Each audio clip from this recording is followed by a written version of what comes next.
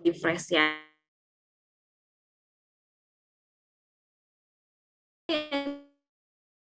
Yang dibawakan belum sebenarnya ini tema yang lagi hit ya, apalagi ini di kalangan yang namanya sekolah ya, karena kita tahu adaptasi dari K13 menuju ke kurikulum Merdeka Belajar ya. Jadi sebenarnya tadi saya beranggapan bahwasanya kenapa harus diklat, kenapa nggak workshop kan gitu. Tapi kalau workshop dia harus ada yang namanya luarannya gitu. Nah, itu perbedaannya. Setahu saya seperti itu. Nah, cuman karena ini adalah diklat, berarti hanya pemaparan saja. Seperti itu kurang lebih. Baik, tanpa berlama-lama lagi, saya coba untuk melakukan yang namanya share screen untuk materi hari ini. Oke.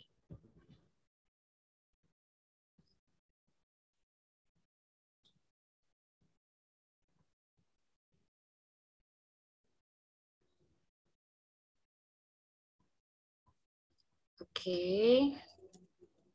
Saya coba. Oke. Profil pelajar Pancasila. Nah, jadi gini, profil pelajar Pancasila ini dicanang oleh para petinggi negara kita. Ya, kita tahu para petinggi negara kita ini ada yang dari namanya presiden dan sampai kabinet-kabinet menterinya.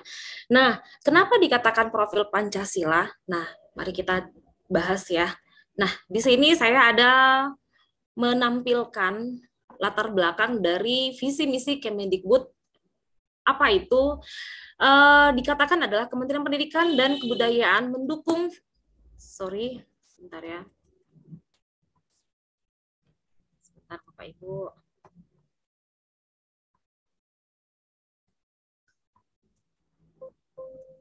Nah, Kementerian Pendidikan dan Kebudayaan mendukung visi misi Presiden untuk mewujudkan Indonesia maju yang berdaulat, mandiri, berkepribadian melalui terciptanya pelajar Pancasila yang bernalar kritis, kreatif, mandiri, beriman, bertakwa kepada Tuhan Yang Maha Esa, dan berakhlak mulia, bergotong royong, dan berkebinekaan global. Nah, di sini ada visi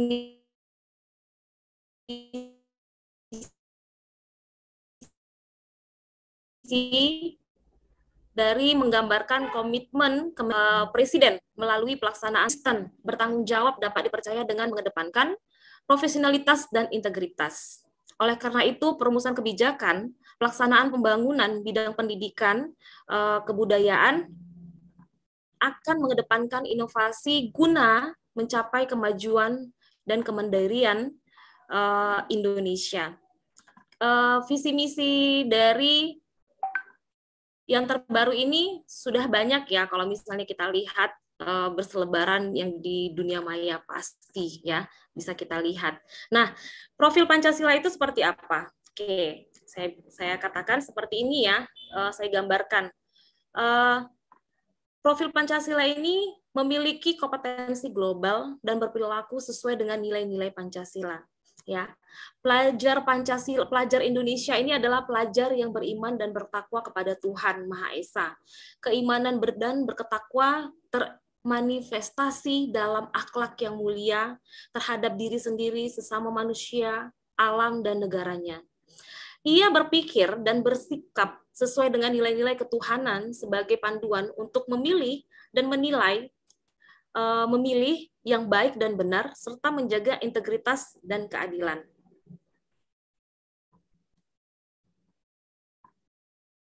Pelajar Indonesia merupakan pelajar yang mandiri. Ia berinisiatif dan siap mempelajari hal-hal baru, serta gigih dalam mencapai tujuannya. Pelajar Indonesia ini adalah pelajar yang gemar dan mampu bernalar secara kritis dan kreatif. Ia menganalisis masalah menggunakan kaidah berpikir saintifik dan mengaplikasikan alternatif solusi secara inovatif. Ia aktif mencari cara untuk senantiasa meningkatkan kapasitas diri dan bersikap relatif agar dapat terus mengembangkan diri dan berkontribusi kepada bangsa, negara, dan dunia. Ada 6 elemen dalam profil pelajar Pancasila. Ini dicetuskan oleh Kementerian Indonesia. Apa itu? Yang pertama adalah akhlak mulia, berkebinekaan global, mandiri, bergotong royong, bernalar kritis, dan kreatif. Jadi keenam elemen ini dilihat sebagai satu kesatuan yang saling mendukung, berkesinambungan antara satu dan yang lain. Oke, ini adalah elemen yang tadi saya katakan. Nah,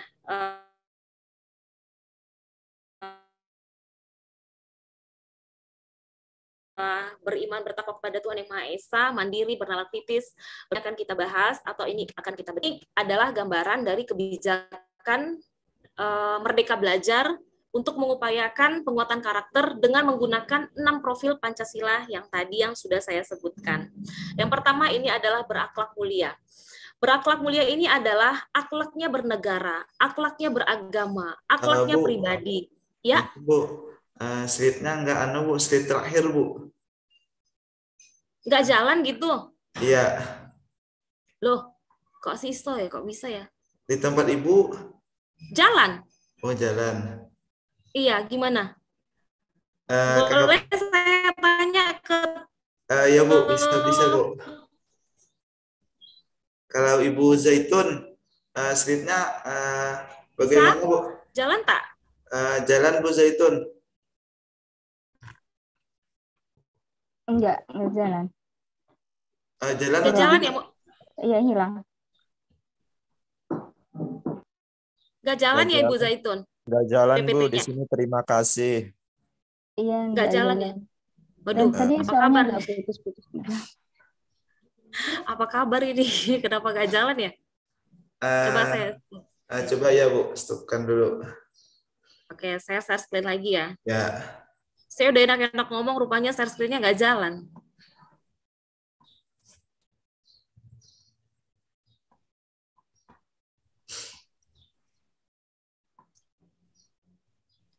Ini nampak nggak, Pak?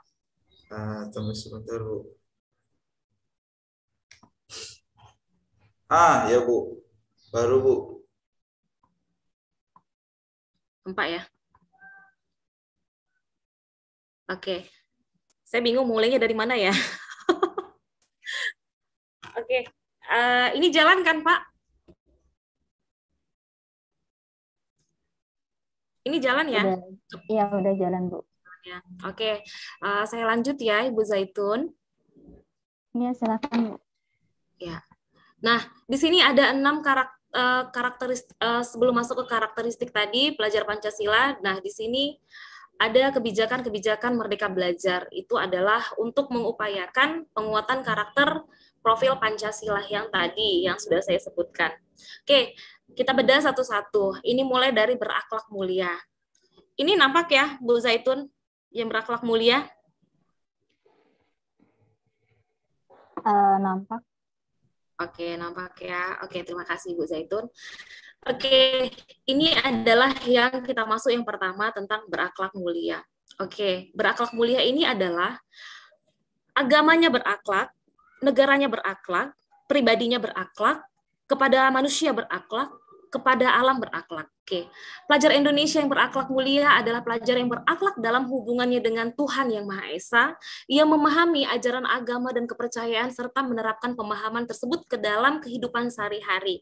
Oke, elemen kunci berakhlak mulia ini yang pertama tadi adalah beragama.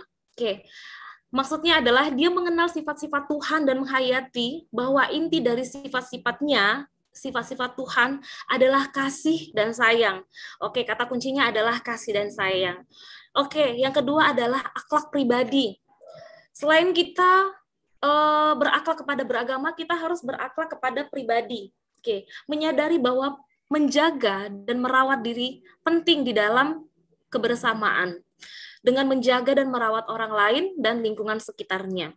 Oke, dari atas ke diri sendiri, lalu kepada sesama manusia.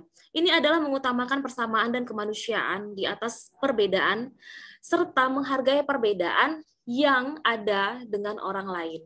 Oke, kita masuk setelah kepada manusia atau kepada sesama, kita masuk ke alam sekitar kita. Di sini adalah menyadari pentingnya merawat lingkungan sekitar sehingga dia tidak merusak atau menyalahgunakan lingkungan alam agar alam tetap layak dihuni oleh seluruh makhluk hidup ciptaan Tuhan. Oke, yang terakhir adalah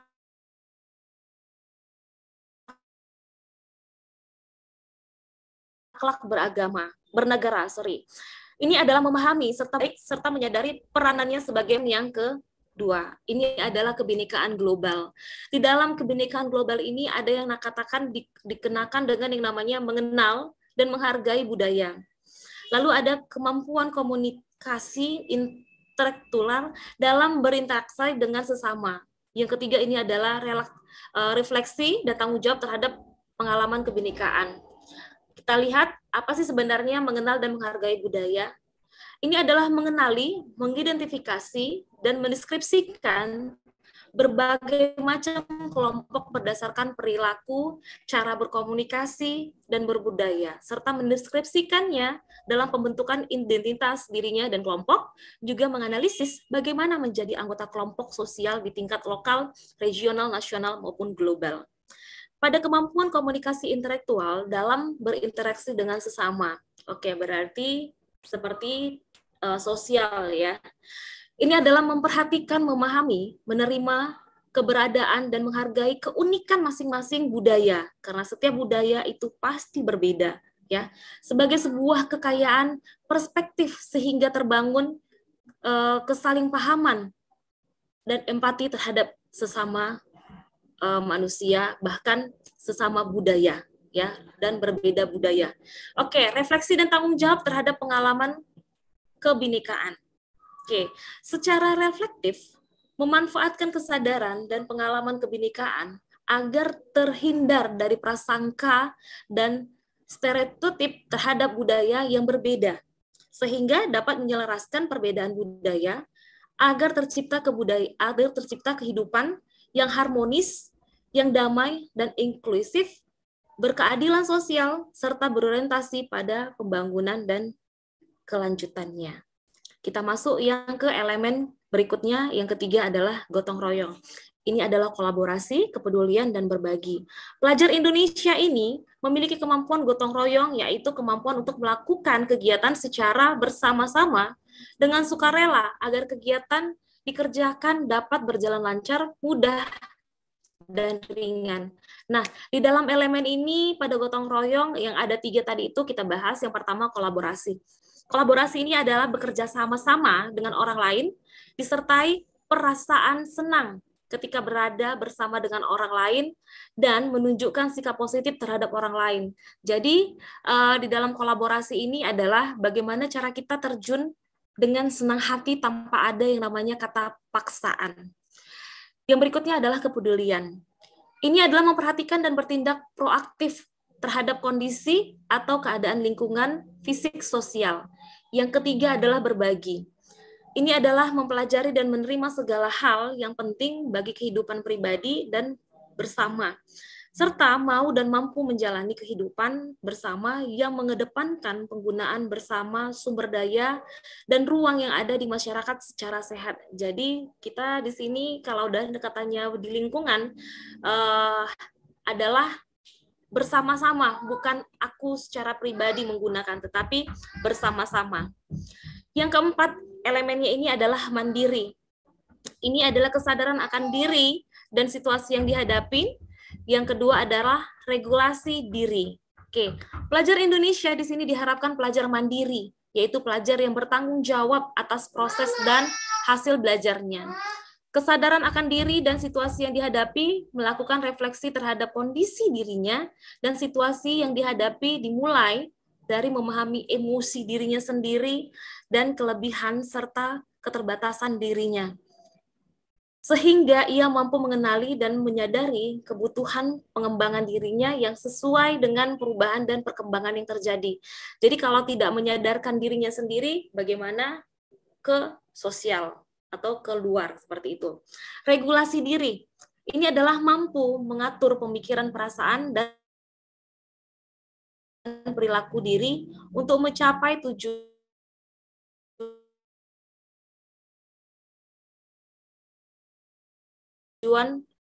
pelajarnya. Oke, kita masuk ke elemen yang berikutnya.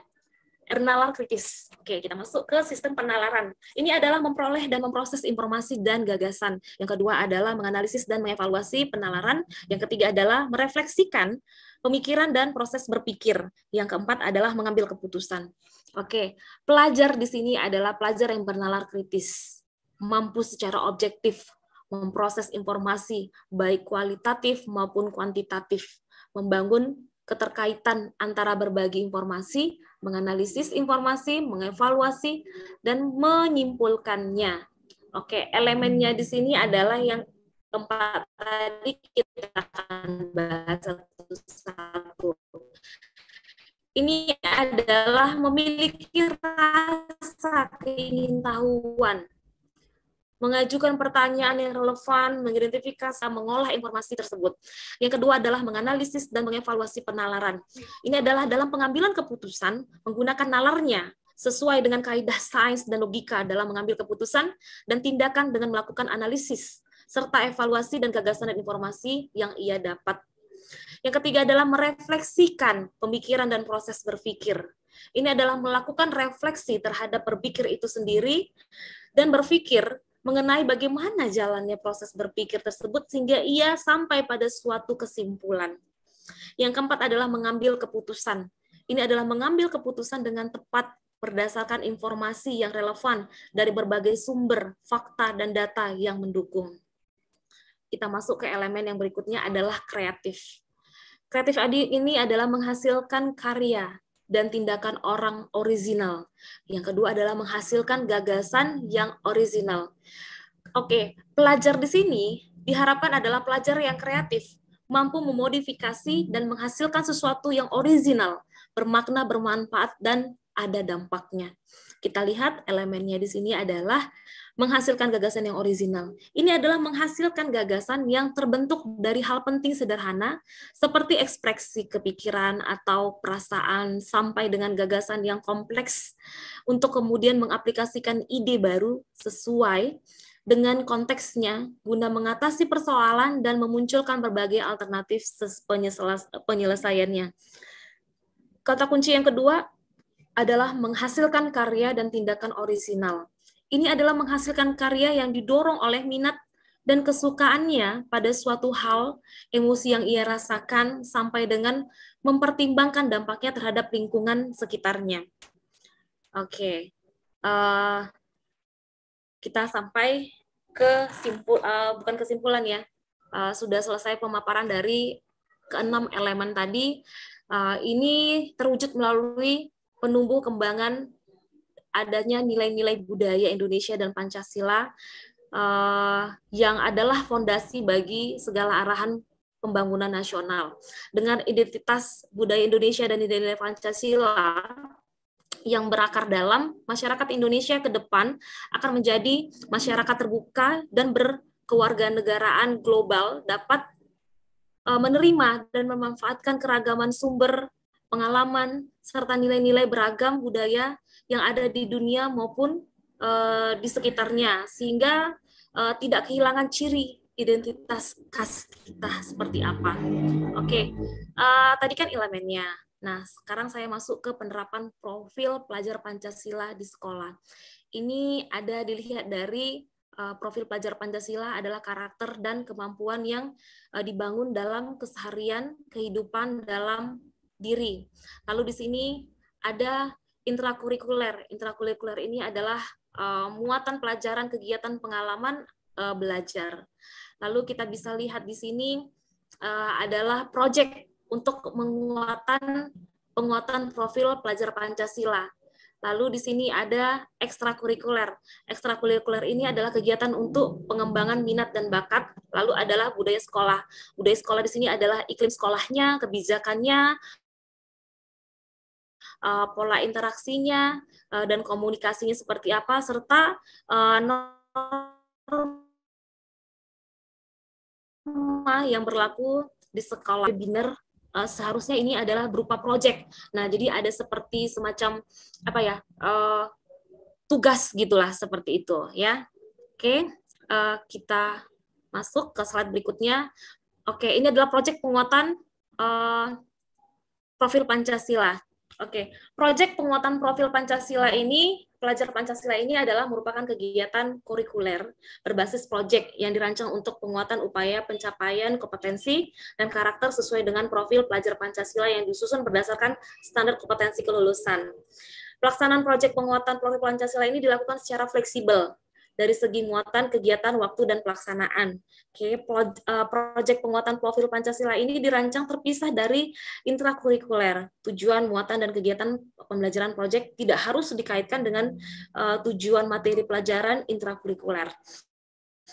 Suatu pendidikan dapat melibatkan masyarakat dan dunia kerja untuk merancang dan menyelenggarakan proyek penguatan profil Pancasila itu sendiri. Oke, apa saja sih prinsip proyek penguatan profil Pancasila itu sebenarnya? Oke, bisa kita lihat.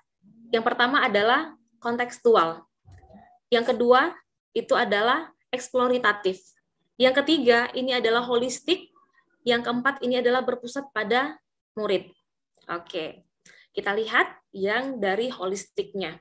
Oke, yang dari holistiknya ini adalah bermakna memandang sesuatu secara utuh dan menyeluruh, tidak parsial atau tidak terpisah-pisah dalam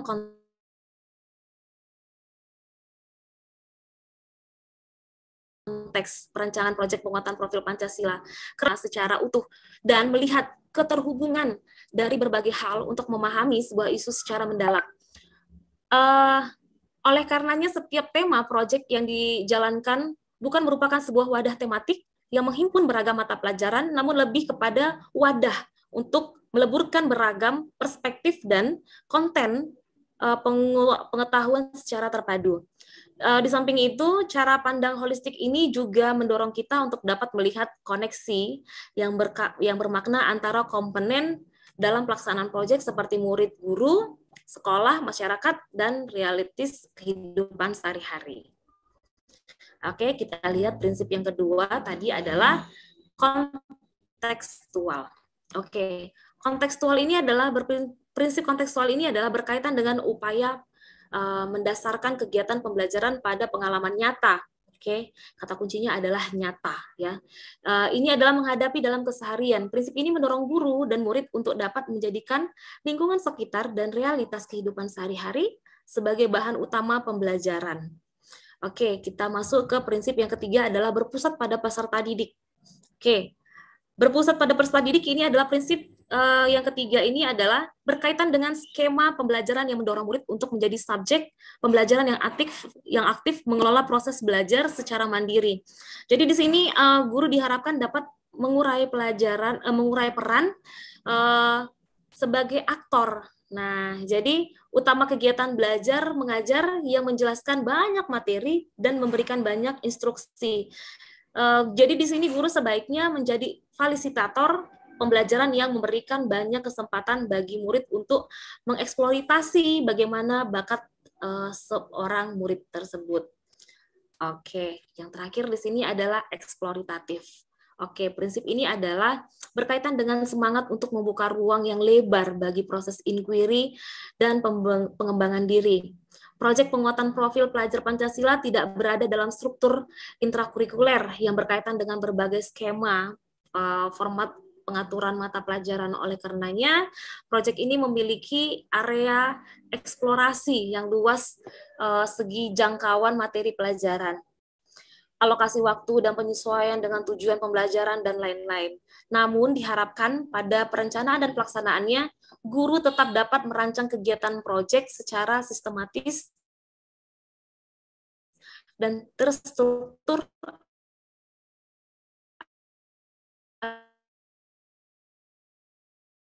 agar dapat memudahkan pelaksanaannya. Oke, kita sampai kesimpulannya. Itu adalah yang pertama, dimensi-dimensi dalam profil pelajar Pancasila itu sendiri. Yang kedua adalah proyek penguatan profil pelajar Pancasila. Ini adalah penguatan yang seharusnya sudah berubah menjadi P3, adalah metode pembelajaran di mana siswa belajar dengan secara aktif, terlibat dalam dunia nyata dan proyek yang bermakna secara pribadi. Proyek penguatan P3 ini memberi kesempatan bagi siswa untuk belajar di situasi belajar yang berbeda, dalam situasi yang lebih tidak formal, struktur belajar yang fleksibel, kegiatan belajar yang lebih interaktif, dan juga terlibat langsung dengan lingkungan sekitarnya. Yang keempat adalah pemerintah menyediakan dukungan berupa panduan pengembangan proyek penguatan profil Pancasila dan contoh-contoh modul. Nah, sebenarnya di sini ada modulnya, cuman tidak saya share. Kenapa? Karena profil Pancasila ini sebenarnya saya katakan tadi saya katakan ini sebenarnya ada seperti project. Nah, jadi ada modulnya sebenarnya ini. Jadi kalau misalnya dia sudah berubah, namanya bukan diklat tapi sudah workshop, nah baru akan kita gunakan modulnya. Nah, ini yang akan dikerjakan oleh para peserta gitu. Tapi karena judulnya adalah diklat bukan workshop, jadi berbeda seperti itu. Oke, yang berikutnya adalah siswa perlu dilibatkan secara aktif dalam rencana dan evaluasi proyek. Yang berikutnya kesimpulannya adalah tidak ada bentuk evaluasi yang mutlak dalam seragam dalam pelaksanaan proyek.